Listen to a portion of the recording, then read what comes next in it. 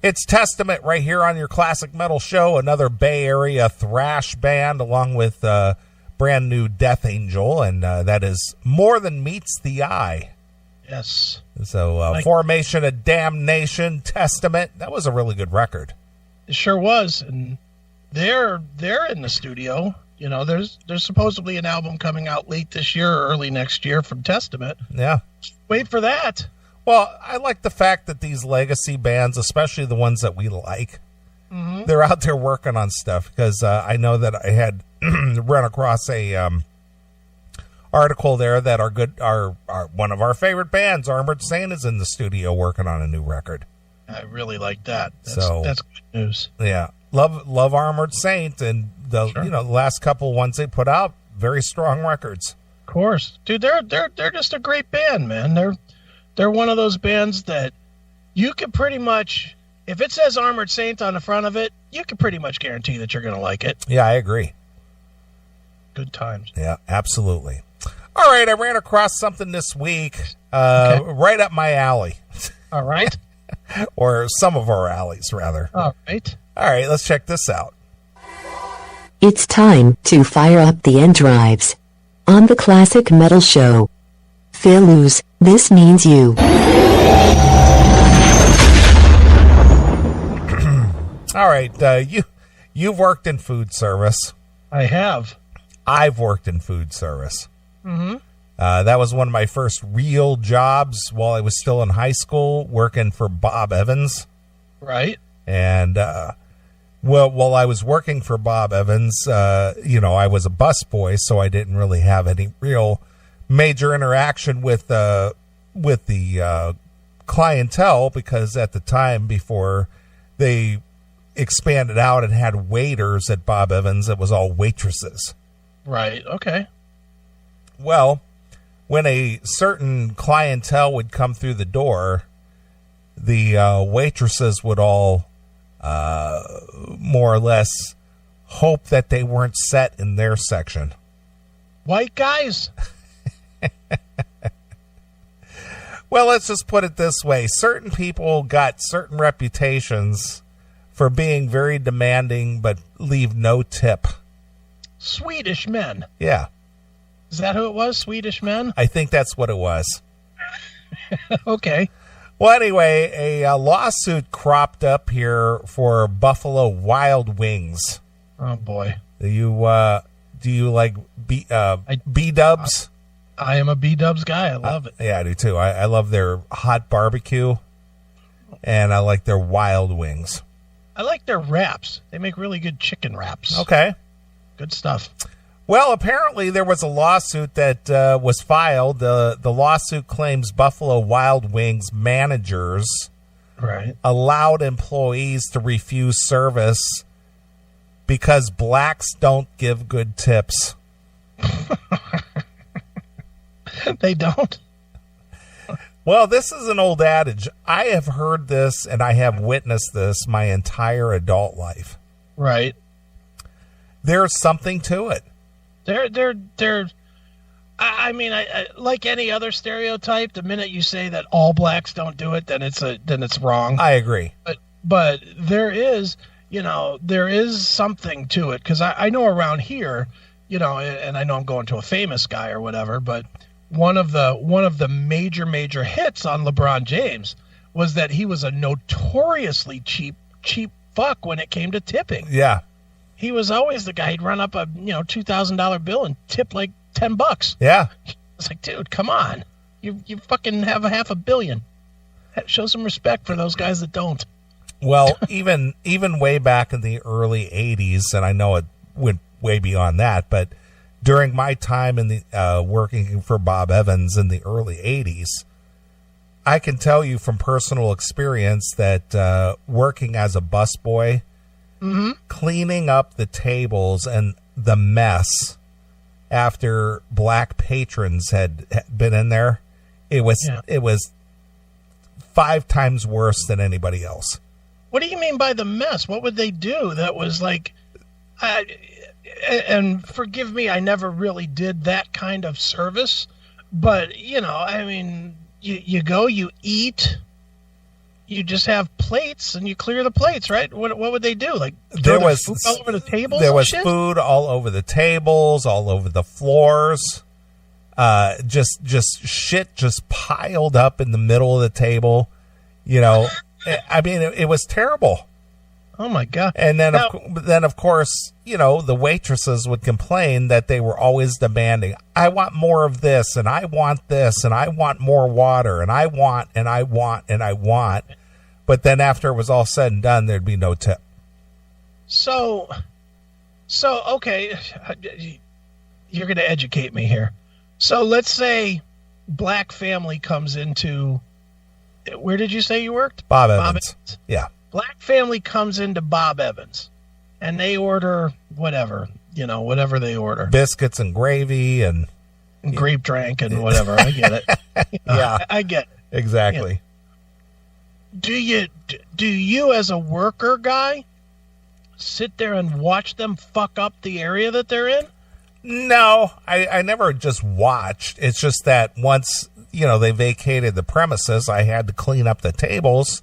Yeah. And the other thing is they would always come in very large groups. Oh yeah. Yeah. Well, it wasn't just like one or two, it was like 8 or 10. Yeah, it's the whole family. And then they want all these tables pulled together. Right. And then go ahead.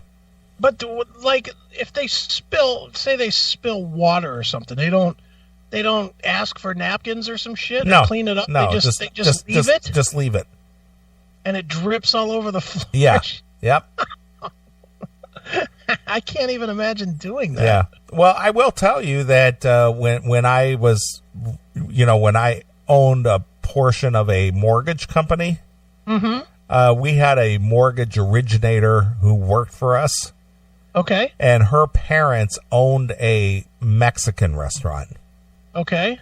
And because of the bad tipping situation where so many of them would come in a group and want tables pulled together and this and that and then never leave a tip, they had to amend their menu to explicitly say that a 15% gratuity would automatically be added to the bill for parties of 10 or more.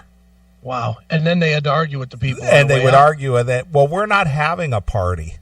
Yeah. We're just sitting down for dinner. Yeah. It's just like, no, that doesn't mean you're having a party. It means that there's 10 or more in your group. Yeah. Hey, rocket scientist that didn't get past 8th grade. That word has multiple meanings. Yeah. But when it says parties of 10 or more, well, we're not having a party. It's just a get together. So because of that, They actually put it in there that they would automatically add a 15% gratuity. Wow. That's just, it's sad. You wonder if they do that at their own home. I don't know the answer. You know, you really do wonder when you see a family, and this goes to any family, but when you see somebody that's fucked up, acting fucked up, do you sit there and wonder if they do that in their own home? Or well, you do. Of course you do. It's like, do you do that at home? Yeah. And probably the sad answer is yes, they do. You know, it's not I don't think it's a behavior that you only take out of the house. No, of course not. No. People just stink. Yeah. Well, anyway, a federal lawsuit filed on Monday by a former employee of the Overland Park Buffalo Wild Wings alleges that the managers repeatedly made racist comments about African American customers and let employees refuse service to them. Mm-hmm. The plaintiff's lawyer, Gerald Gray, states that the reason white employees gave for not serving black customers was that blacks don't give good tips. But, you know, that's really weird, and that just goes back to what I'm saying, is that this is kind of a well-known thing. Sure. And it's like, why is that a well-known thing? Is it because it's a racist thing, or is it because it's true? Yeah. There's some factual equation to the equation somehow works out. The problem is, you know, and I'm sure this is what the judge will argue or settle with, is you can't apply it to everybody. Yeah, well, that's true. So you can't just say, well, there's a black family, they're not getting served. and then they're just, normal people that'll throw the 20% or whatever on the bill. You almost have to ask the question going in. Are you going to tip or not? Yeah. All right, well then you get the bozo in the back that's washing dishes. Gary Lovelace, a 55-year-old black man who worked as a cook at the restaurant for 12 years. Mm-hmm. Now, mind you, this guy was there for 12 years. 12 years at BW3s. Yeah. All right. Was fired for reporting concerns about the discrimination he witnessed at the chain restaurant. Now he is... For reporting it? For reporting it. So, well, that's the claim. That doesn't necessarily mean that's the case. Right. But wait till you hear about his track record, and then you got to wonder if the reason he got fired was for reporting his concerns. Okay. Now he's suing the company for fostering a racially hostile work environment. So this guy was able to put up with it for 12 years. Right. See what I'm saying? Yeah. It only becomes a lawsuit after you get the boot. Right. Then all the claims come out. Yeah, then it's a problem. Yeah. It was never a problem the whole 12 years you were working there, and now all of a sudden it's a problem? Maybe he didn't notice. Maybe it took until he got fired to actually notice. Oh, I got you. See, and this is really not anything to do with race. Yeah. This just goes back to people and sour grapes. Mm-hmm. Oh, yeah, well, by the way. Yeah. Upon further reflection. Yeah, of course. It's like, well, what did you do about that during the whole 12 years were you there? You continued to work there. Exactly. That was the only cooking job you could get in the whole city? Well, that BW3's gig is tough to hold. I guess. A new general manager was introduced to the store in late 2016 or early 2017, the lawsuit notes, which is when Lovelace claims the issues began. Yeah. What's his name? Daniel Carver? The lawsuit alleges Lovelace was targeted for both his age and disability, and that he was then subjected to racist comments that were written off as jokes despite the complaints which he regularly reported to the management. In one instance, Lovelace was introduced to a fellow employee as the angry black man by an assistant general manager. Okay. It sounds like that's not a label, but a truth. Mr. Lovelace became fearful and was often stressed due to the tension he faced on his job during his shifts over the last year of his employment. You know what? You should be fearful if somebody's threatening to drown you in fucking hot oil or something. You're not fearful about a word, you dick. Yeah. The Jesus. lawsuit also states that Lovelace was denied raises and promotions. Promotions? What kind of a promotion are you going to get as a line cook? Yeah. You know what? You're in charge of hash now, friend. After 12 years, you're cooking wings. Yeah, exactly. I mean, what are you going to do now? You take them out of the bag, you throw them in a bin, you stick it in the oil. Yeah. Wait till it beeps and you take it out. Yeah. Pour whatever flavor they want on it. That's a real tough gig. Promotions. Those promotions. How many promotions do you think there are in BW3's kitchen? Not in the kitchen. I mean, I would imagine if somehow, some way that you tried to become a manager or a shift supervisor or something, maybe. You think there's line cook 1, 2, and 3? I don't think so. Come on. At best, if you're there 12 years, you should have seen your pay go up, about 60 cents in that time? Yeah. I mean, Jesus Christ, you're doing a 20-year-old's job. That's what 20-year-olds do. They go to McDonald's or they go to BW3s and they cook. And then once they get to be by 30, that's when they start going to, I don't know, Outback or something. They increase. And eventually they get to where they cook at like a real restaurant. Yeah. All right. When I was working at Bob Evans, I was only 16 at the time. Mm-hmm. And I remember working there, and there were guys probably in their mid to late 40s. Right. Working on the grill. And, Bob Evans wasn't paying a shit ton of money. I mean, I was making minimum wage, which was I think was like $3.65 an hour. Mm-hmm. So these grill guys, they were making maybe $4 an hour. And they came to work every day and they grilled. And it's like, how did you pay your rent on $4 an hour? Yeah. You know?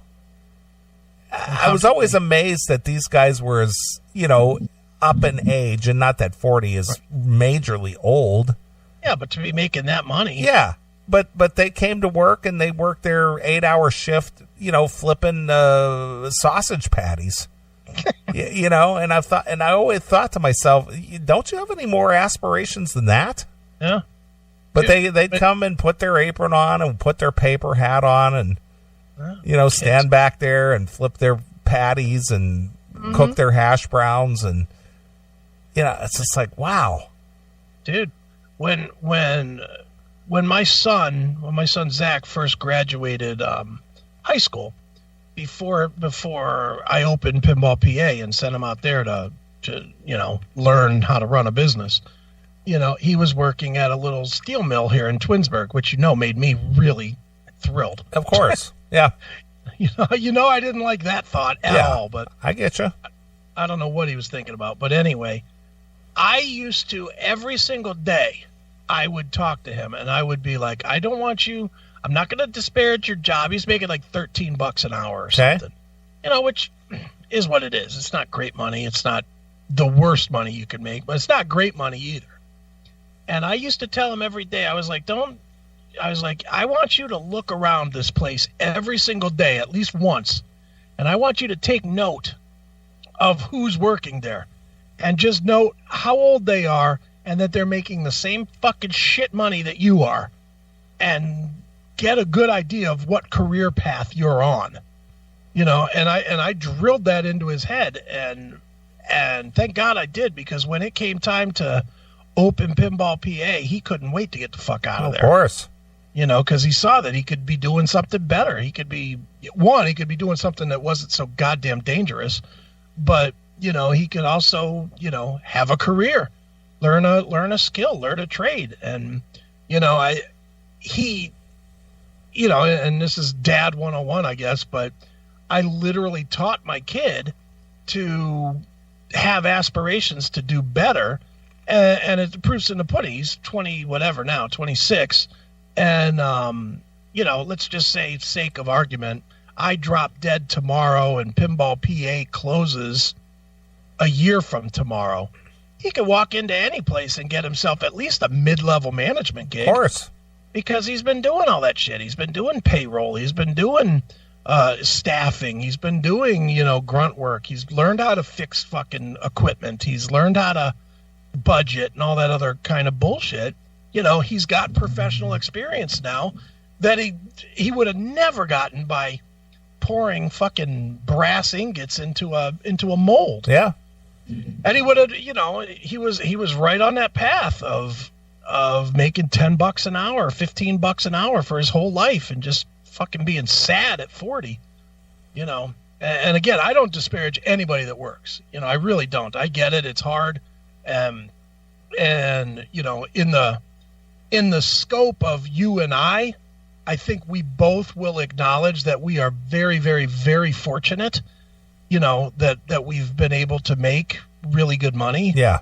You know, and that's great. And, you know, I never say lucky, because we're not lucky. Both of us have fucking killed ourselves quite literally to get to where we're making good money.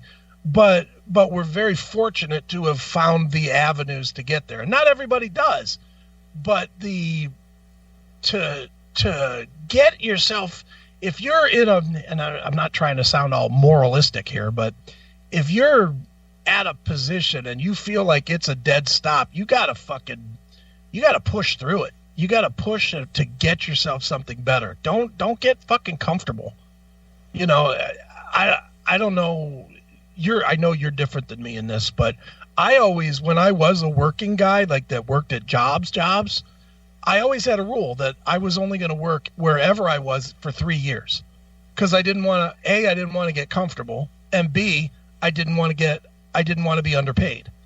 And the way business works is you start at a business, they overpay you a little bit. They overpay you over market a little bit, just a little, just to entice you to come.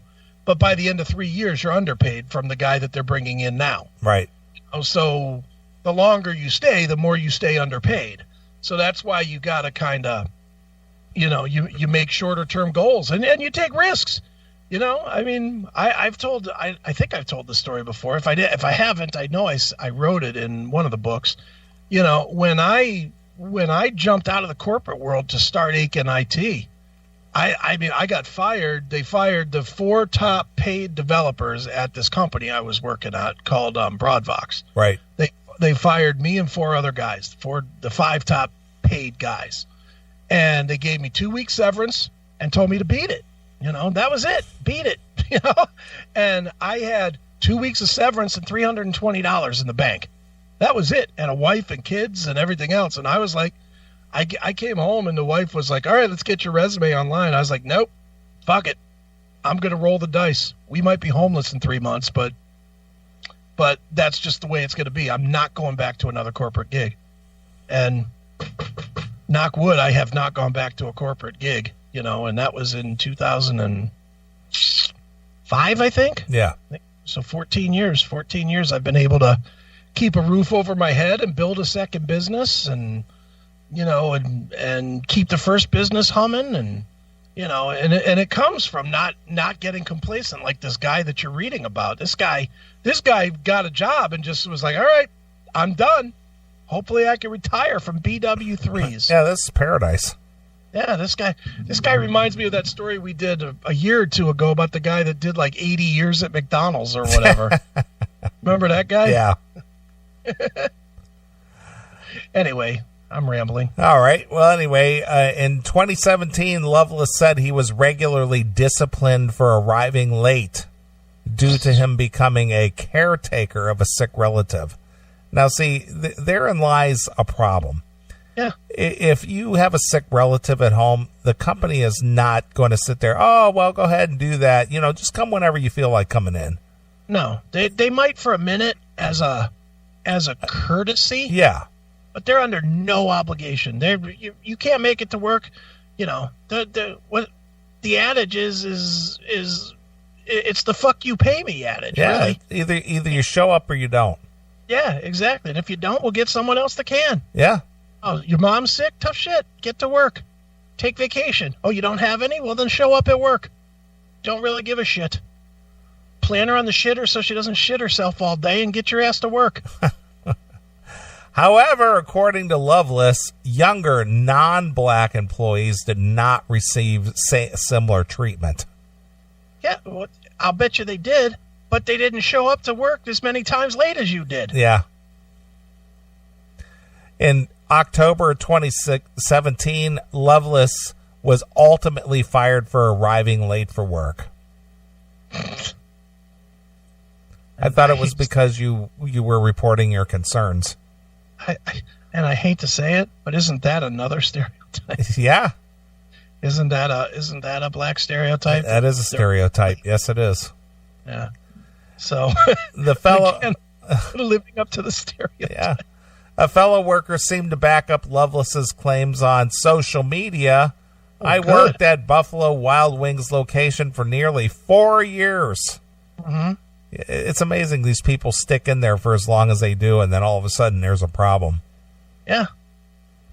Accepting environment to all races, it was not, the alleged former employee wrote on Facebook. Of course.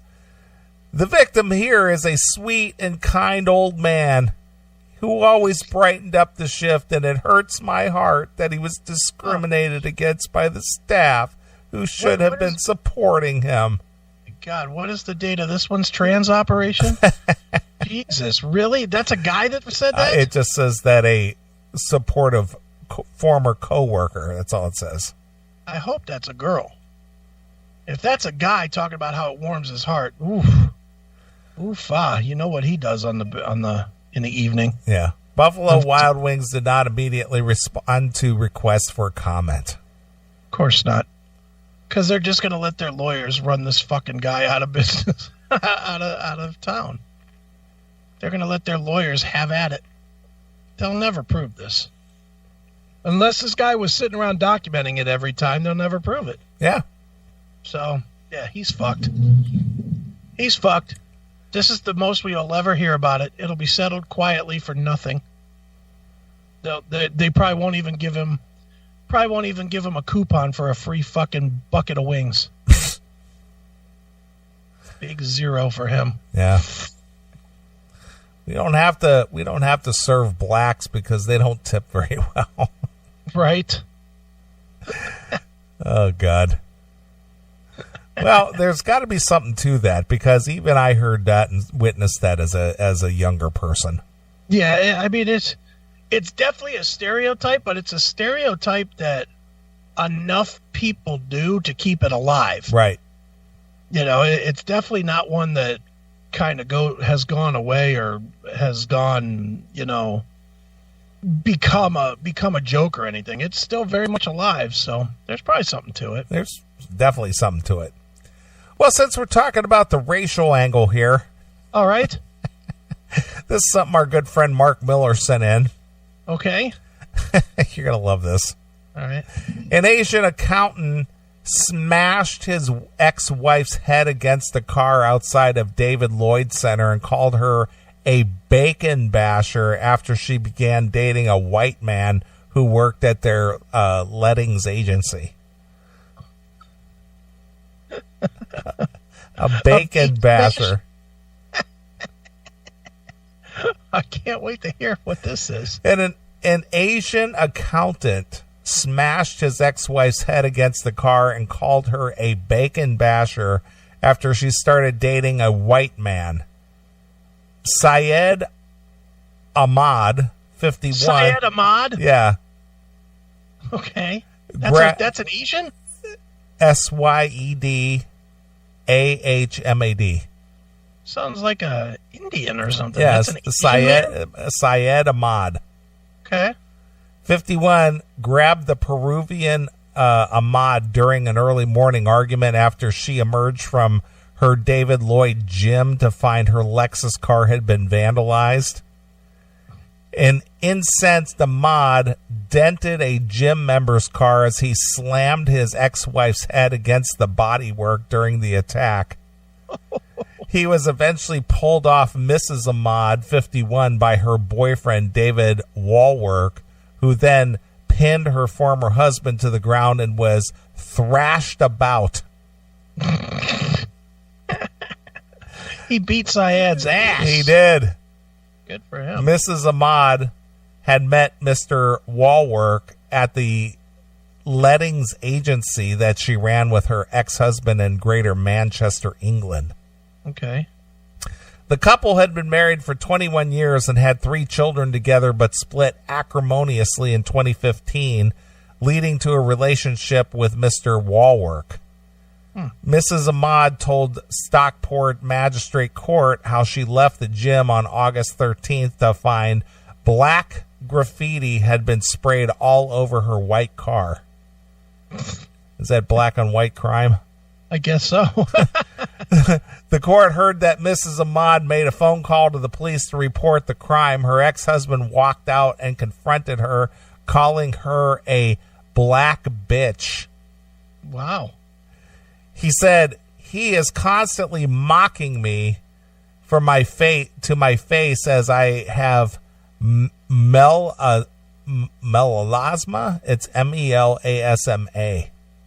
MELASMA. I don't know what that is. Melasma. Well, I'm sure it has something to do with your skin tone, melatonin.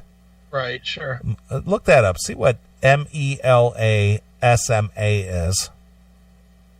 MELASMA. Yes. Melasma. Melasma is a common skin problem. It causes brown to gray-brown patches, usually on the face. Most people get it in their cheeks, bridge of their nose, forehead, chin, and above the upper lip. It also can appear on other parts of the body that get lots of sun, such as the forearms and neck. Okay, so she tans a lot. Yeah. It's probably one of these rich bitches that tans a lot, and then now she's got, skin issues. Yeah, it just looks like blotchy skin. Yeah, that's what happens. Yeah, all right. So he called her a black bitch. You black bitch! He's constantly mocking me for my face as I have melasma. He put his phone to my face and was saying all sorts of obscenities. Why did he put his phone? He put his phone to my face and he was saying all sort of obscenities. Okay. All right. He called me a bacon basher.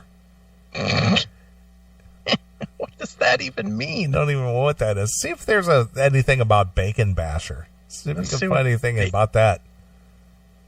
What is a bacon basher? Just that story comes up. It means that I'm going out with somebody who is white, and it wasn't the first time I had heard that. Racist. It looks like it's a 4chan thing, so. Okay. All right, so she's a bacon basher. She's a bacon basher. Yeah, don't take her to Wendy's to get a Baconator. She'll bash it. I just remember I had on this Louis Vuitton. Yeah, she's rich. She had this Louis Vuitton tote bag, but he pulled my bag and he dragged me to the floor, and I remember falling and rolling, banging my head. Then Kevin Dubrow popped out of the weeds and said, "Bang your head!" Bacon basher makes you mad. Exactly. I tried to get up, but the next thing I remember, my head was being bashed on the car. Nice. This guy's pissed. Guess so. One of the staff came up to me and said, "Are you okay?"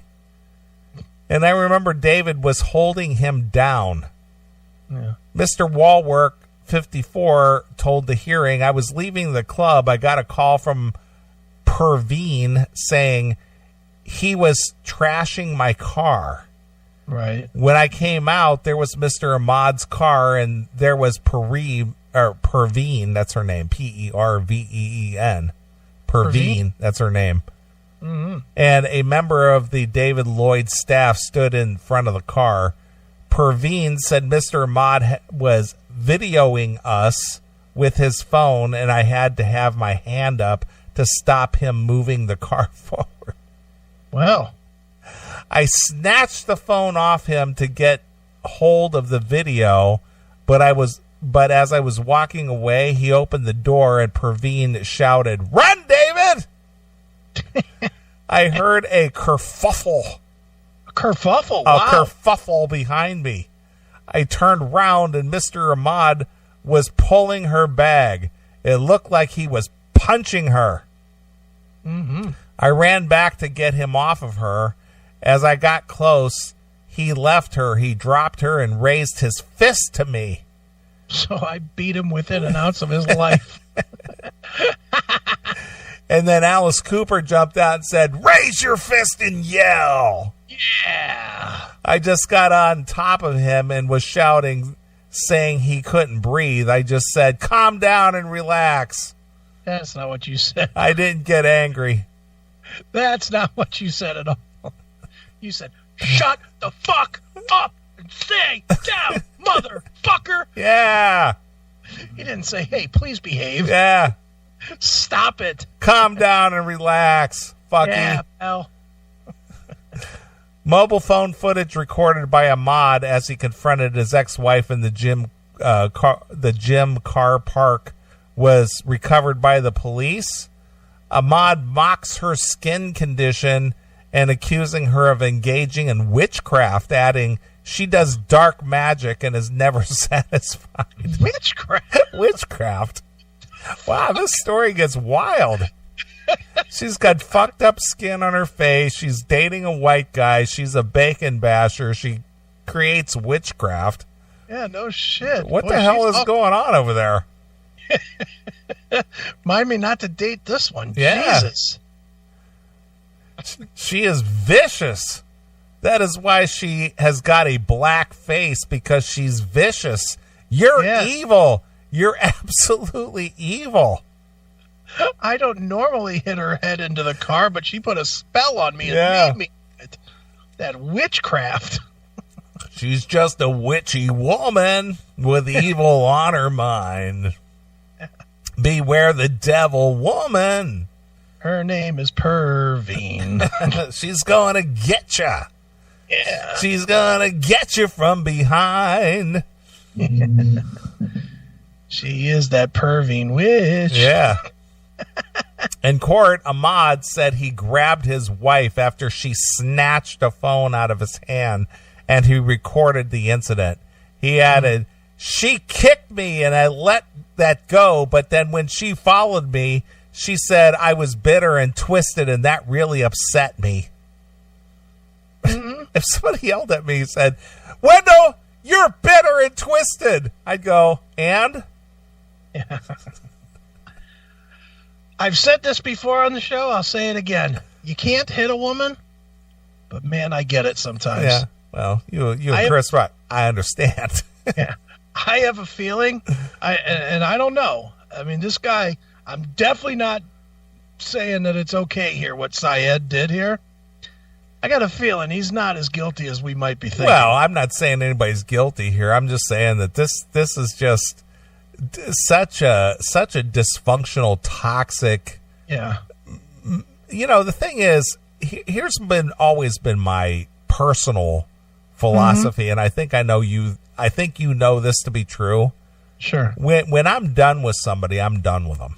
Oh yeah. You know, I mean, it gets cut off just like flipping off a light switch. Right. I don't bicker with them. I don't drag it out. I don't meet up with them and get into wicked arguments and, you know, keep dragging it out. When it's over, that light switch flicks off and it's just complete darkness, and that's it. It's over. Yep. You disappear from their life. That's it. Yep. But these people who got to continue meddling and dragging it out and, you know, getting into these petty arguments and calling names and disparaging their lifestyle, and you're doing this and you're doing that. See, my ex-wife did the same thing. Did I tell you the story about that? Maybe I did. I don't remember because we've told so many stories on the show. No shit. But, Go ahead. But when I was 23, I got divorced. Yeah. Okay.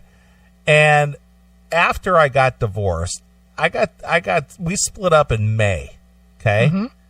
I didn't see anyone, didn't date anyone, didn't do anything until November. Okay. So I went the whole summer into the fall without dating anyone. Right. Took a break. Yeah.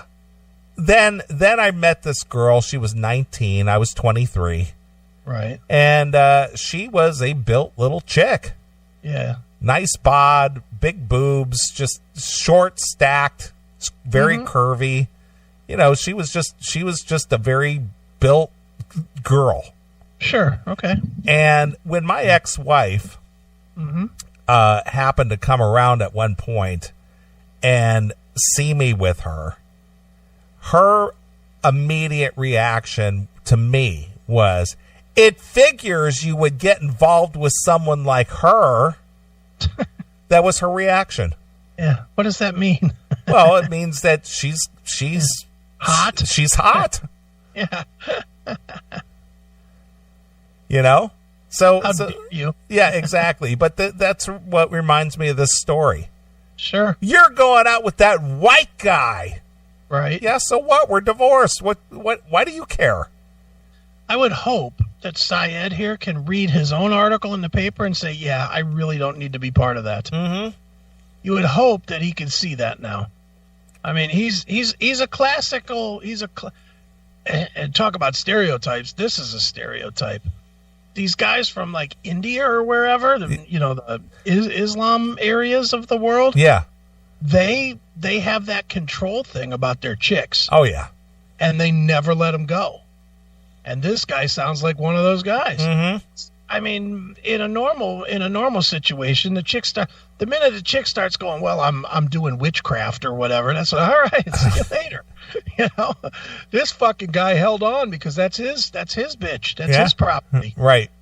And now that she started dating somebody else, he's gonna stone her to death with his fist with her head against the car. Well, not only that, but this guy laid in wait for her to come out of the gym. Yeah, he stalked her. And he spray painted her car. Yeah. What a dummy. You know what I mean? And videotaped it to set himself up. What a dummy. Yeah. So it's just like, dude, leave it alone. It's over. Yeah, move on. Yeah. You're an accountant. You make decent money. There's other pussy out there, for God's sakes. Oh, yeah. Getting back to the ex-wife. Yeah. So when I started dating this girl, being that I met her in November, I went to a company Christmas party. Okay. And before we went to the Christmas party, I took this girl shopping. Sure. And I bought her I bought her this dress. And it was a very flattering dress, kind of low cut in the bust line because she had big boobs. Right, of course. And it showed off her boobs and stuff, So we went to this Christmas party, right? And I didn't think anything of it. And before I knew it, the ex calls the next day. She calls the house because there was no cell phones, of course. Right. Sure. And then she called for some reason. And she goes, "Oh, so who was that busty blonde you were with last night?" And I go, "What is it to you?" And she goes, "Oh, I heard about it. So-and-so that I know saw you at such and such restaurant and said you were with some buxom blonde." Yeah, so? Yeah, and? Yeah. You were with some buxom blonde. Thanks. You're like, hell yeah. And? Yeah. I was just like, I don't get the question. What are you trying to insinuate here? Yeah, do you think I owe you an answer? It's like, so what? I went out with a girl who's got nice rack. Yeah. Why do you think I dated you in the first place? Your tits. Yeah. Shut up. So, I heard it. I heard about it. Yeah, dude, when I was going through my divorce, I heard about how I was cheating with everybody. Everybody. I heard about how I was banging. I was accused of banging my brother's ex-wife because I talked to her. Just because I talked to her. Yeah. And me, her, and her fiance/husband, now husband, went out and we went and did some drinking, as I was doing a lot of in that moment of my life. Sure. And we just went out. In fact, we went out to that club that then the guy went to jail. The apple pie guy. Yeah, the apple pie guy. Yeah. We went to his club and we just were out there having some drinks and got fucking loopy, but we were just out. It was me and my brother's ex Christina and her husband, or her now husband, Chef Bill. And the next day, Georgetta shows up here to get some shit, and I mean it was immediate. So now you're fucking your brother's ex-wife. I was like, what? I was like, what are you talking about? Yeah. And she was just adamant that I must have been banging her, my brother's ex-wife, because I went and had drinks with her. I was like, are you fucking insane? The jealousy is off the charts. Isn't it funny how fast that news travels? Yeah. It's like, how do you even know this? Yeah, well, that's the same thing with my ex-wife. It's just like, how did you even know that? Well, so-and-so works at that restaurant, and they said that they saw you, blah, blah, blah, blah, blah. Okay, and? Yeah, and your answer was, why do you care? Yeah. I'm sure you're banging somebody too, so shut up. I mean, that's always the answer. That was my thought in my head. I was like, wait a minute. You left me for another guy, and you're worried about what I'm doing? Yeah, shut up. Of course. How dare you fucking challenge me? Yeah, how dare you? How dare you pick up your pieces and your life isn't wrecked because I left you? Yeah, how dare I don't sit in the corner and just wait to die? Yeah. You left. Yeah, Pally. Jesus. Insanity, man. It is. It's just, and again, guys are just as guilty, but that's just stupid to be sitting out there waiting on your ex, waiting her out. Yeah, that was probably Lou last Saturday. Yeah, just waiting for her to come home, holding hockey stick. You should have gone with me to the fucking game. I approached her and said, just give me my phone back. And she said, no, I'm going to take the evidence off of it, even though the evidence was against them, not me. What? Well, that was the whole reason. Yeah. Yeah, that was... This guy's a fool. I know.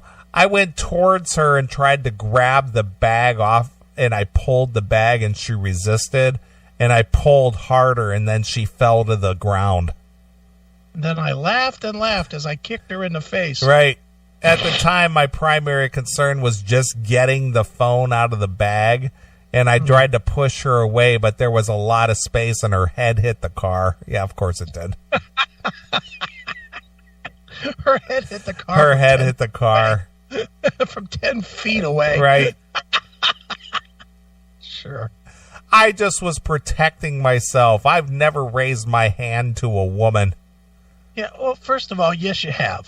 Second of all, you got yourself in the problem. Let's just say that every word that you just read is true. He still got himself in the problem where he couldn't call the cops to come and get him his phone back. Right. Because he spray painted her fucking car. Yeah, before she even came out of the gym.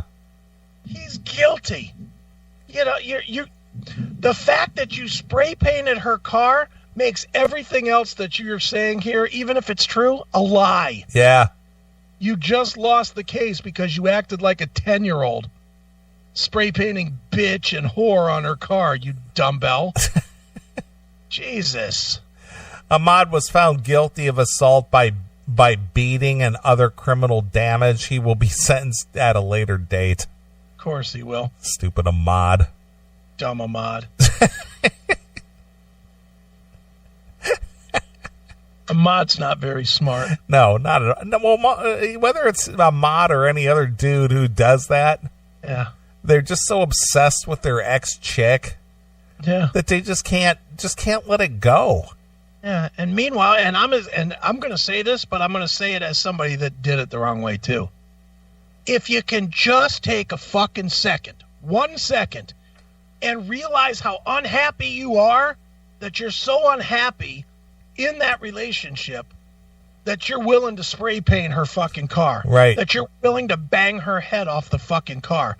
If you're so unhappy that is in your ability to do, why the fuck would you want to bring that back into your life? You know, and again, I say that as somebody that absolutely did it the wrong way. I didn't spray paint a car, beat her or anything, but Lord knows, not going to say that it couldn't have happened. It could have happened. I was plenty angry too. Thank God I didn't, because Lord knows that could have fucked up my entire life. You know, this fucking guy fucked up his entire. He's going to lose his job now. Yeah. Let's Well, be I honest. think he's like a business owner because it says he and his wife are co-owners of some business. Okay. Well, but now he'll lose that business in court Of course. because she's going to definitely take the whole business now in court, and she'll say, "Yeah, I can't work in this same environment with him. He beats me." Yeah. And the judge going to say, "You're right. Business gone." You know. And you know what? While you're at it, Perveen, take the house too. You can let him keep the bigger car so he has somewhere to live. Right. You know, that's how it's going to work. He's going to get the tent from the garage and the fucking the Range Rover. Congratulations, Ahmad. You dumb shit. Jesus. It's like, dude just got to learn, man. It's like, let it go. Yeah, well, I'm sure Ahmad learned this way. He's probably back on the phone to his home country saying, "Magoo, I need you to fix this problem." Right, of course. All right, one last story here of a racial nature. All right. We were talking earlier about the late night shows. Mm-hmm. Jimmy Fallon is under fire for letting, like Jimmy Fallon has any control, Okay. for letting Morrissey wear an anti-Islam far-right group pin while promoting his latest album during his show. What different is it? Is it offensive? Well, let's find out. All right. Now, are you a fan of the Smiths at all? Not even a little. And me too. And I don't get the whole Morrissey thing. He's big. Yeah. He big. sells arenas and shit, but I just don't get it. I can't quite tell what this guy's deal is. No. I mean, he comes off kind of gay, but I don't get the music, and it just doesn't resonate with me. And I've tried to listen to it just to see what that was all about, and it's just like, I don't get the shit. Yeah, just put it in the same boat as Elvis Costello and Lou Reed and all that other bullshit and The Cure and whatnot, and leave it in the bin that I never will listen to ever. Right. Morrissey sparked controversy by sporting an anti-Islam pin while appearing on The Tonight Show starring Jimmy Fallon. Okay. Why are we... No, go ahead. I'm not even going to get into this. Maybe I will once you read the story a little more, but not yet. The former Smiths frontman sparked a fierce backlash against... Fierce. 3 emails and 10 Twitter hates. Yeah. Against both himself and the late night host as he was performing his cover of Joe Briat's Morning Starship for his album called California Sun. Oh, good. Boy, he's playing all the hits. For Britain is an anti-Islam group. That's the name of the group, For Britain. For Britain? Yeah. Okay. And what? You're not allowed to be anti-Islam? No, you're not. Oh, wasn't aware of that rule. It was started in 2017 and led by a far-right politician, Anne-Marie Waters. And she's far-right. Why? Because she's anti-Islam? Apparently so. Okay. Their websites call for an end to Islamization of the UK. Mm-hmm. And Waters has described Islam as evil in previous interviews. Okay.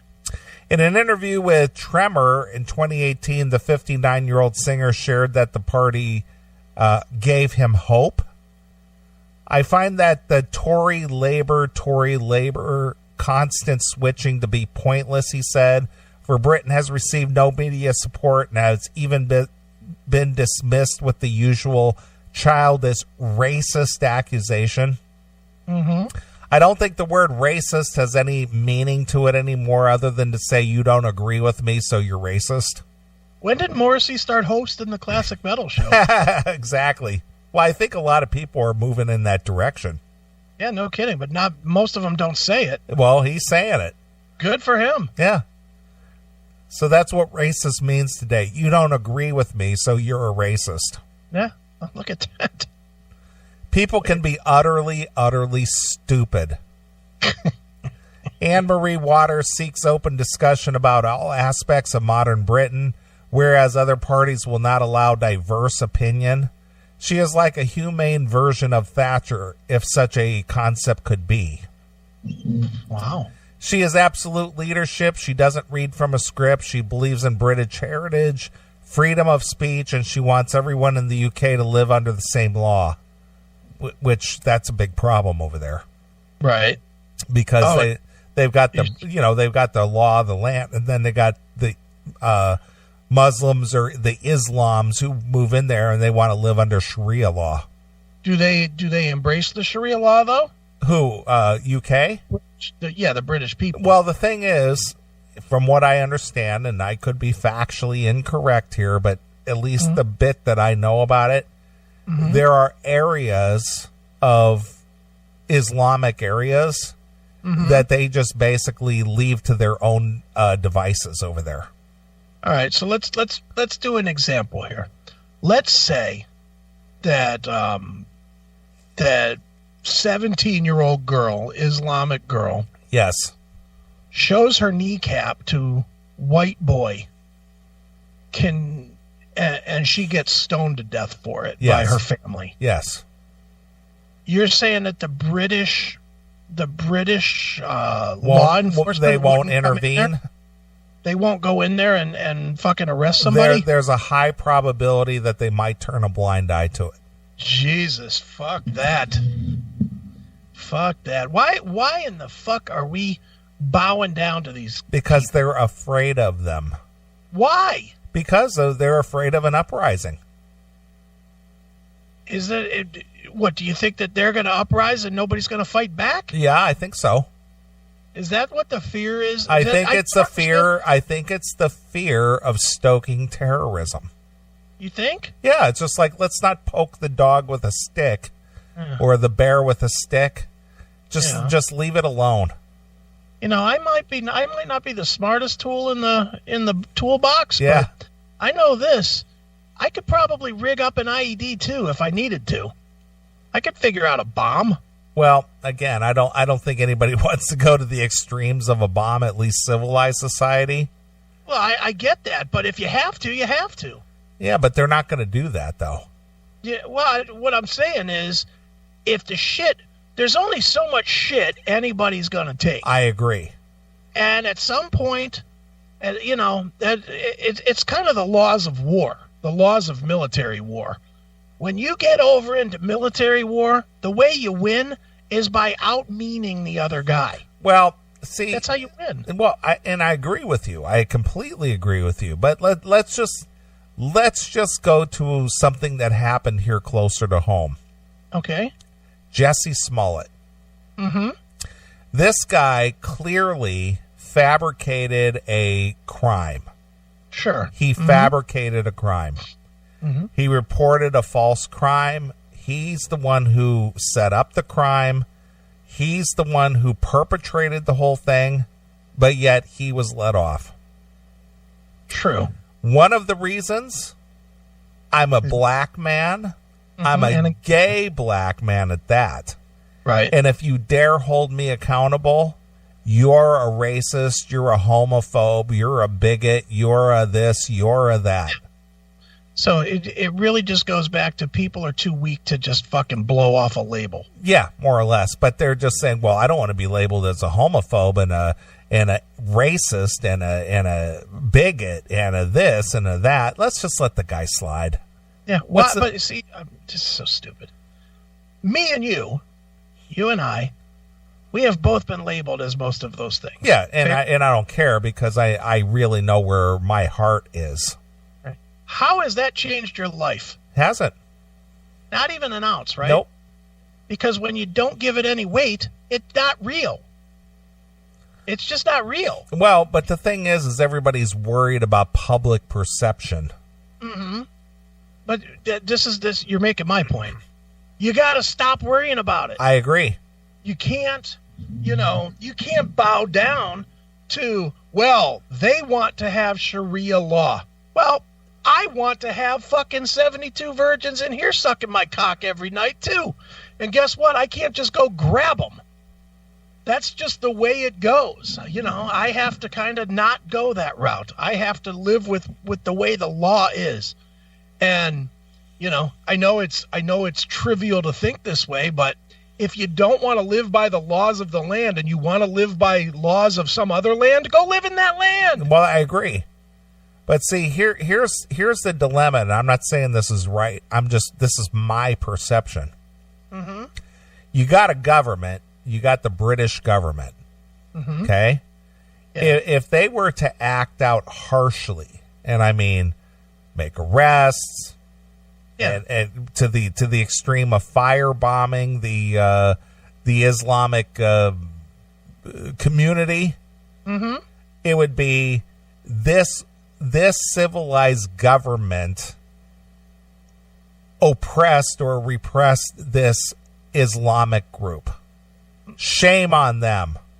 Okay, shame on them. But if it was the other way around, where the Islamic group lashed out against the UK by doing a firebombing in a public square as retaliation or something, well, that's to be expected because everyone knows they're terrorists. But don't you think deep inside, though, that regular, normal people would be like, yeah, fuck them? Well, I think most people would, but it's a matter of getting your government to also take that stance. Yeah, and all government guys are just out for power and money. Yeah, of course. So they don't want to rock the boat. They don't want to upset the apple cart. Right. How do you think this all ends? And it probably doesn't end in mine in your lifetime, but do you think it ends with a great civil war? Like I think there will be an uprising that. Well, look what's happening in Venezuela. Oh, yeah. Mm-hmm. I mean, everybody and their brother is just like, well, look, there's an atrocity happening down there. These people are starving to death. Right. They're fighting in the streets. There's the government is trying to squelch any kind of coup and overthrow the government, but we're not stepping in there. Right. Yeah, they're all cowards. Yeah, it's fuck that. Mm-hmm. Let them work it out. Yeah. Meanwhile, if that uprising doesn't teach you that you need to hold on to your guns, nothing will. Yeah, exactly. So all those people gave up their guns, and now they can't fight. They're throwing fucking rocks. Yeah, I know. That's the other thing. I've seen these videos where these people are out in the streets and they're throwing rocks. Yeah. And it's just like, really, dude? You're just whipping rocks around out there? What the fuck do you think is going to happen? Yeah, what is this, 540 AD? Yeah. You know, I mean, they're throwing rocks at tanks. Yeah, my favorite line of all. Hey, year 11 was great. I long for that time. Yeah, no shit. It's like, what are you doing? You know, but that should teach people. You better not give up your weaponry quite yet, because that's what can happen. I'm sure those people, when they said, yeah, we'll give up our weapons, they never thought that they would have to be fucking life or deathing to get a goddamn sandwich. You know, honestly. You know, do you think that was ever a thought when they said, yeah, we need to be more safe? Venezuela just a decade ago was like one of the most wealthy countries ever, and now they're eating their own animals. Yeah, exactly. They're fucking hoping that they find a stray cat so that the family can have dinner. That's true. You know, it's fucked. And meanwhile, they can't go out and hunt. They can't go out and, you know, they see that they're getting fucked by their government, and they can't do shit about it. Nope. Because they gave up all their guns. What are they going to do? Fucking build a bow and arrow set out of a tree? You know, fucking Robin Hood it? Get the fuck out of here. Yeah. Well, to continue on, I find this compelling now because it's very obvious that Labor or the Tories do not believe in free speech. I mean, look at the shocking treatment of Tommy Robinson. Mm-hmm. On their website, For Britain, as an entire page dedicated to Morrissey's support of the group. The page features images of the singer wearing the pin at other occasions. The group also proudly boasts of the musician's support of their social media. Right. Morrissey is known for his fantastic music. Fantastic music. Yeah, but also for his politics. They stayed on the page. He unashamedly stands up for Britain, our culture and our heritage and our working people, the backbone of our nation. He is also passionate about animal welfare, so it should come as no surprise that he has thrown his weight behind our party. Mm-hmm. On Twitter, users dragged the musicians for his shady politics, but also blasted Fallon for having another right-wing fanatic on his show. Many compared the moment to when the host tussled Donald Trump's hair during the 2016 presidential campaign. Yeah, he should have told him what a piece of shit he was. Yeah. Well, what does that fall under? Wrong think. Wrong think, pal. Yeah, you had wrong think. That's right. Let's see here. Yahi Lababibibi, an author, said, "Shame on Morrissey for courting racism." Fallon, don't give a platform to his hate, please. Was he talking about this? No, he was just wearing the pin. He's just wearing a pin. Yeah. Oh, get over yourself. Right now, I'm looking at you in the camera, and you're wearing a shirt that has a coffin with a cross on it. Yeah. I don't think that A, you're advocating death, or B, Christianity. Well, with that's deathism. Yeah, is that what you're trying to do? Yeah, I'm promoting deathism because I'm wearing these little coffin emblems on my shirt. You're saying every two people should be killed. Yeah, exactly. Well, hopefully somebody doesn't see that and throw it up on Twitter that you should be ashamed of yourself. Right. For promoting deathism. Exactly. The sentiment was shared by another user who added, "Fallon loves having his right-wing mates on, doesn't he?" Right wing. Is Fallon a right-wing guy? No, he's not. He's. I think you pointed it out earlier in the show that he's kind of neutral. He's like he's sort of like not political at all. Yeah, his answer is fuck that. Want no part of that shit. Yeah, Morrissey will be performing in a screwdriver T-shirt next. I don't know what that means. Okay, one user posted a GIF of Fallon playing in Trump's hair. A lot of people rightfully talking about how much Morrissey sucks, but more people should also talk about how much Jimmy Fallon sucks. Oh, shut up. Really? You suck! Get off of Twitter, you fags. I like these keyboard warriors. Yeah.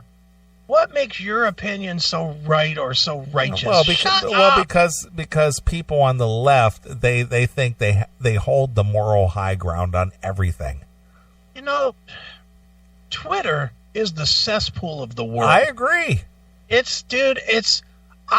don't use Twitter. And I mean, I have it obviously, but I really don't use it. I use it for basically one purpose, and that is to communicate with some celebrities. Yeah. Well, you see how often I Twitter. I Twitter maybe twice a month. Yeah, not often. And for the last week, I've had to be on Twitter because that's how I communicate with comedian Dave Landau. Is he and I direct message each other back and forth. And so every time I go to my Twitter, I have the regular Twitter app on my phone. I should figure out some way to just have Twitter DMs or something, but I have to go into Twitter to do it. And, you know, like every other rube out there, I quickly scan through whatever's on my screen instead of just going to the DMs and sending my message or whatever. I fucking hate it. It's like, it's just people whining about nothing. Yeah. There's nothing positive. There's no positive posts. None at all, ever on Twitter.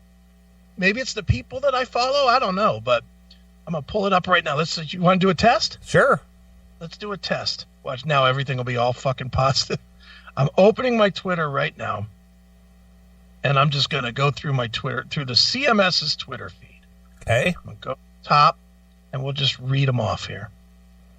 First one is... the first one is positive. It's something from Tim Ripper Owens saying something positive about a band. The second one is Bob Nalbandian. That's positive. Third one is a negative. How many versions of LA Guns are there out there now? I'm going to take that as negative. Next one is Tim Ripper Owens slamming somebody. Next one is Tim Ripper Owens slamming somebody. Next one is one of the WWE guys slamming his haters. The next one is Trey Shalbert, another negative one. Next one is abortion, so you know that's a negative one. Then some ads. Let's get the ads. Next one is another abortion. All right, here's a positive one from our Sean Sticks Larkin. You know who he is? No. From Live PD. Okay. I love him. He's awesome. He's an Oklahoma cop. All right. Next one is bashing. Who is this? It's MSNBC. Bashing Don McGahn. Okay, he's Trump's lawyer. White House counsel. Here's some bashing of the Cleveland Indians. Here's some bashing of Jews and Nazis. And it just goes on and on. It's like I said, it's so negative that it's just not worth being on. Yeah. I can't figure out why people keep going to it. Yeah. I don't, I look at my Twitter maybe once or twice a month at the most. Do you go through the timeline? Nah, or do you just hell no. I don't even look at that. I just look at my look at my notifications, and if there's something that directly involves me, I might retweet it or comment on it, and that's as far as I go. It's just a cesspool. I fucking hate it. Yeah, I don't get involved. It's fucking junk. Nope, don't need it in my life. I'm with you. Neither do these fucking people. That's the point. They don't need in their life either, because their opinion doesn't fucking matter any more than mine or yours does. Yes, it does. No, it don't. I hold the moral high ground, pal. Sure you do. Yeah.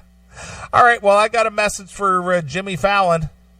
Yeah. This comes directly from Judas Priest. Okay.